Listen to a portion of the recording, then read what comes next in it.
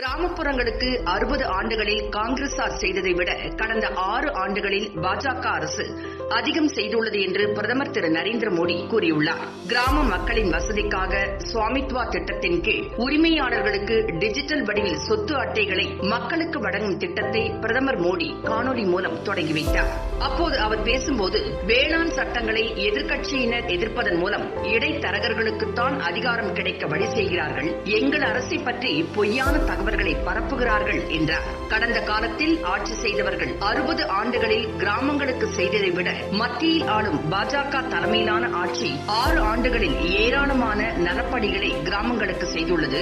அனைவருக்கும் வங்கிக் கணக்கு, ஒவ்வொரு வீட்டிற்கும் கழிவறை, வீடு கட்டுதல், மின் இணைப்பு திட்டம், இலவச கேஸ் இணைப்பு திட்டம், உழவர்களுக்கான நிதி உதவி திட்டம் என ஏராளமான திட்டங்களை கிராமங்களுக்கு செய்து கொடுத்துள்ளோம். ஆனால் இதற்கு முன் நாட்டை ஆண்டவர்களால் கிராமப்புறங்கள் கண்டுகொள்ளப்படாமல் விடப்பட்டன என்றார். கிராமங்கள், ஏழைகள், விவசாயிகள், கூலி தொழிலாளர்கள் இவர்கள் அனைவருக்கும் எங்கள் அரசு அதிகாரத்தை வழங்கியுள்ளது. விவசாயிகளின் வங்கிக் கணக்கிற்கு நேரடியாக பணம் வழங்குகிறது.